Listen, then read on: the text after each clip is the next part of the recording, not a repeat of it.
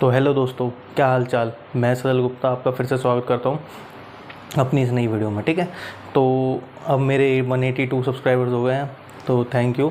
और नीचे देखो सब्सक्राइब का बटन आ रहा है, प्लीज़ इसको सब्सक्राइब करो, मेरे को बहुत मोटिवेशन मिलता है। ठीक है, तो पिछली वीडियो में हमने क्या करा था सर, 7.4 का इंट्रोडक्शन का पार्ट 1 करा था। उसमें हमने क्या सीखा था सर, उसमें हमने सीखा था कि इंटीग्रल ऑफ 1 क्वाड्रेटिक और 1/√रूट में क्वाड्रेटिक का हम कैसे करते हैं इंटीग्रेशन। ठीक है, अब हम क्या सीखेंगे सर, हम ये सीखेंगे कि अगर हमारे पास कोई फंक्शन इस तरीके से आ जाए लीनियर अपॉन क्वाड्रेटिक या फिर आ जाए linear upon under root quadratic, तो हम इनको कैसे करेंगे। ठीक है, ये आपको ध्यान रखना है। ठीक है, सबसे पहली चीज़ आपको कंप्लीटिंग स्क्वायर मेथड आना चाहिए। एक तो कंप्लीटिंग स्क्वायर मेथड क्या होता है, मैं एक और बार रिकॉल करा देता हूँ, वैसे मैंने आपको समझा दिया था। कंप्लीटिंग स्क्वायर मेथड क्या होता है कि जैसे आपको बस ये ध्यान रखना है कि सर कोई भी आपको डिजिट दी हुई है तो वो एक्स स्क्वायर का जो कोफिशिएंट है वो आपके पास इक्वल्स टू 1 होना चाहिए। सबसे पहली चीज़ आपको ये करनी है। दूसरी कि सर अगर आपके पास जो एक्स का कोफिशिएंट है, ठीक है, उसका आपको क्या करना है, जैसे कोफिशिएंट का डिवाइड विद 2 करके और उसका होल स्क्वायर कर देना और उसको ऐड और सब्ट्रैक्ट कर देना उस इक्वेशन से। ठीक है, थोड़ा सा इसको ध्यान में रखो क्योंकि ये जो है ये बहुत इंपॉर्टेंट है। ठीक है, अब दूसरी चीज़ सर, सबसे इंपॉर्टेंट क्या चीज़ है कि अगर मेरे पास कुछ समथिंग इस टाइप का आ जाए क्वेश्चन लीनियर अपॉन क्वाड्रेटिक, तो इसको आपको कैसे करना है कि सर आपको जैसे लीनियर अपॉन क्वाड्रेटिक इक्वेशन आ गई तो इसको आप कैसे लिखोगे सर, लीनियर ऊपर लीनियर वाली equation equals to A D upon D X of quadratic plus B. यह एक रूल है और इस रूल को आपको अप्लाई करना है।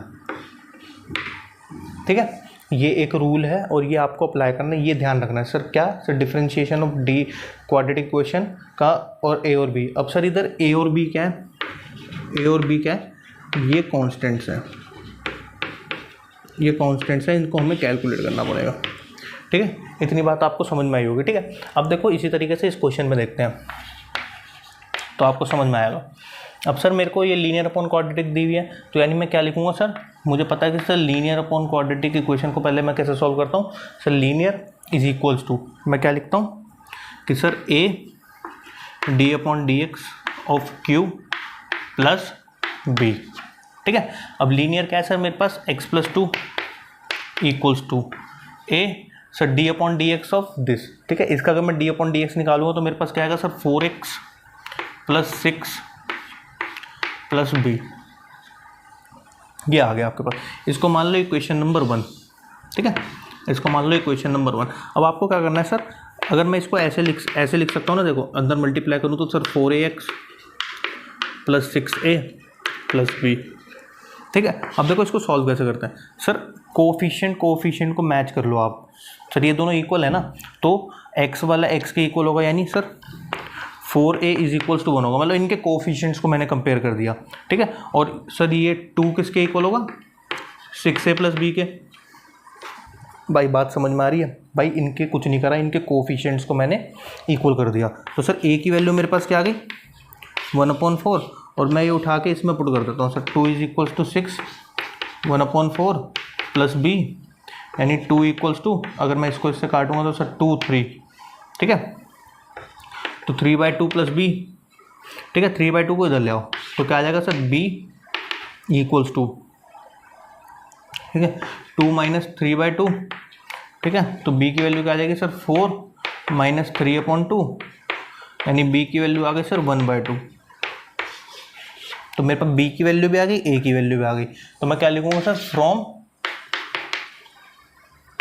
Equation number 1। ठीक है, तो मुझे इक्वेशन नंबर 1 से क्या मिला sir, x plus 2 equals to, sir a की वैल्यू क्या आई थी 1/4। ठीक है, 4x प्लस 6 प्लस b क्या है सर 1/2।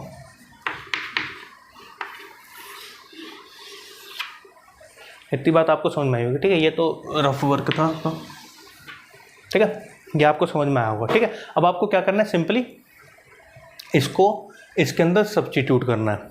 ठीक है, पहले आप इतना नोट करो, फिर उसके अंदर मैं कराता हूँ ये। अब देखो हमारे पास ये कंडीशन आ गई थी, ठीक है। तो अब क्या करना है आपको ना, इसके अंदर सब्स्टिट्यूट करना है इसको। अगर मैं इसके अंदर सब्स्टिट्यूट करूँगा इसको x/2 को, तो मेरे पास क्या आएगा सर, 1/4 4x + 6 + 1/2 अपॉन में 2x² + 6x + 5 dx। ये आ गया, ठीक है। अब अगर आप देखो सर, मैं ना इसको अलग लिख सकता हूँ और इसको अलग लिख सकता हूँ। मतलब कि सर मैं इसको अगर मैं देखूँ सर, मैं इसको किसको कैलकुलेट कर रहा था, आई को, ठीक है। तो मेरे पास i इक्वल्स टू क्या आ जाएगा,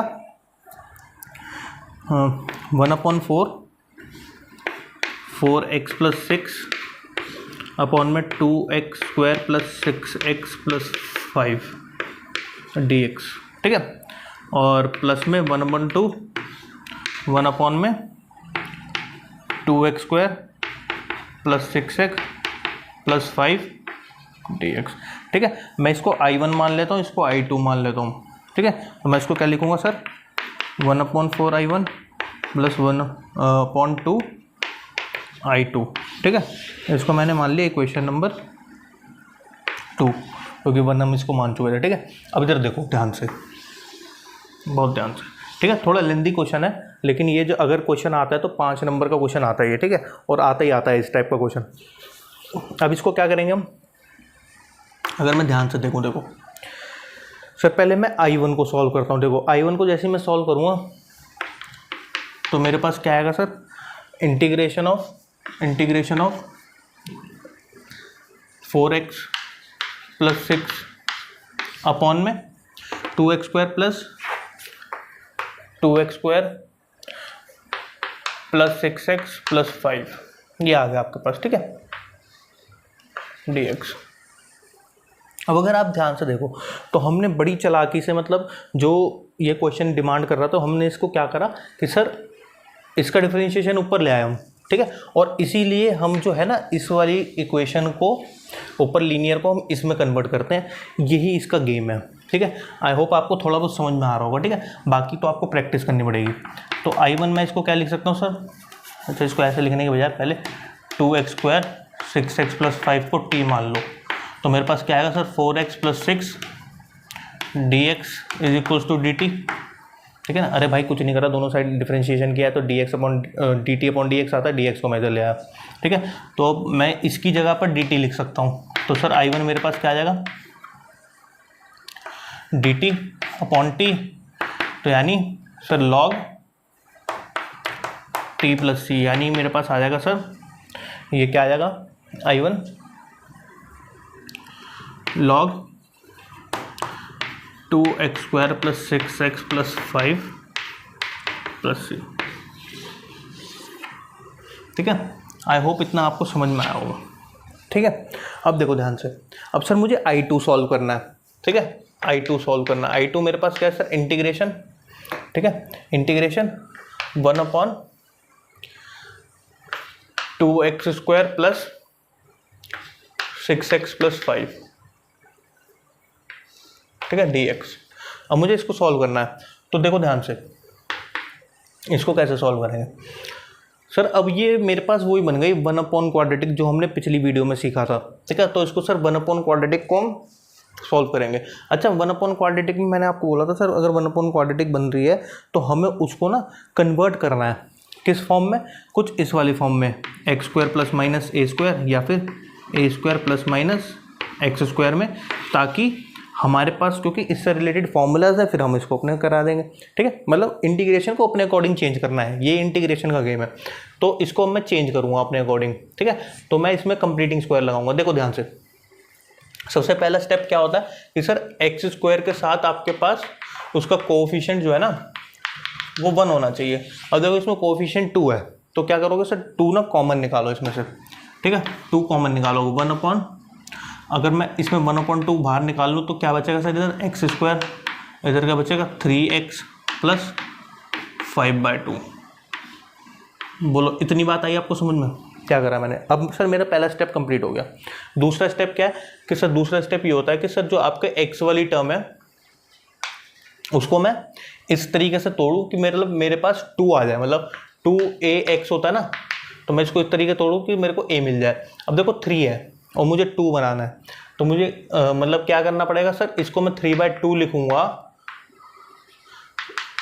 तभी तो मेरे पास 3x बचेगा, देखो ध्यान से। तो यानी 3/2 का होल स्क्वायर और प्लस माइनस करना पड़ेगा, ठीक है। या तो इसको ऐसे समझ लो, या तो आप सिंपल ये ध्यान रखो कि सर 3x है ना, तो x वाले का कोफिशिएंट, x व कोफिशिएंट ऑफ x, ठीक है, इसका होल स्क्वायर करके अपॉन 2 करके आपको प्लस माइनस करना होता है, ठीक है। इतना आपको ध्यान रखना है, ठीक है।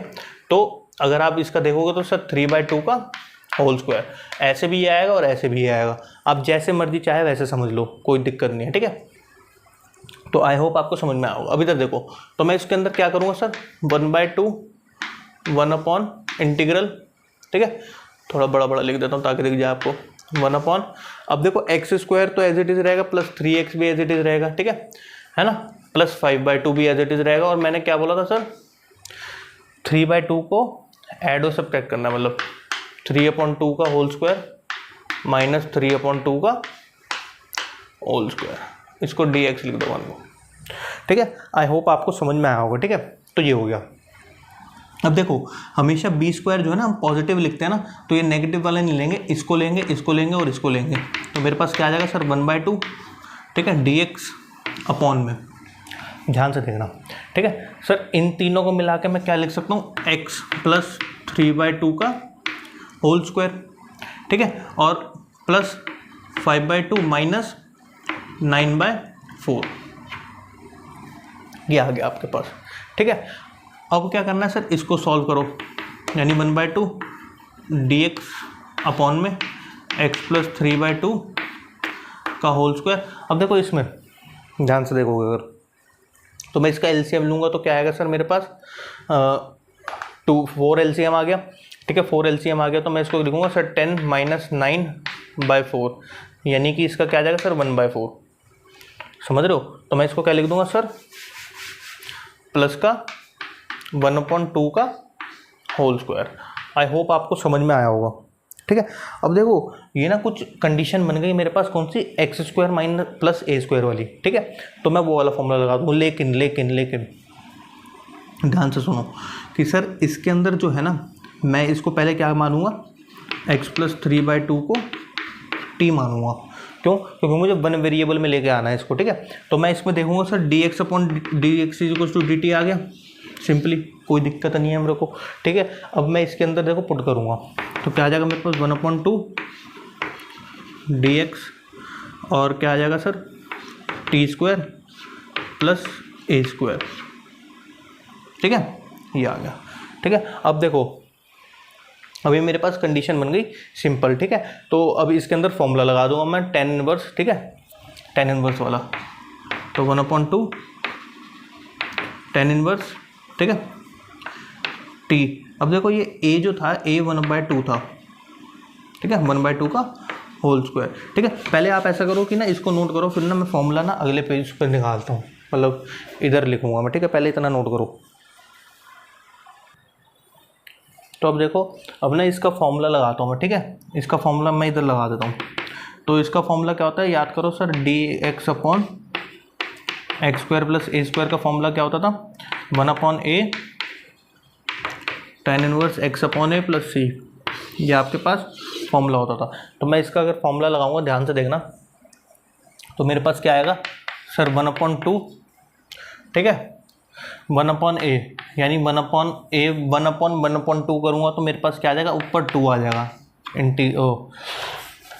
फिर tan इनवर्स, ठीक है, tan inverse x upon a, ठीक है। तो x क्या था मेरे पास sir, t upon a plus c, ये आ गया मेरे पास, ठीक है। इसको ना c1 लिख देना और इसको c2, ठीक है, क्योंकि मुझे ऐड करना है ना इस वाली इक्वेशन के अकॉर्डिंग।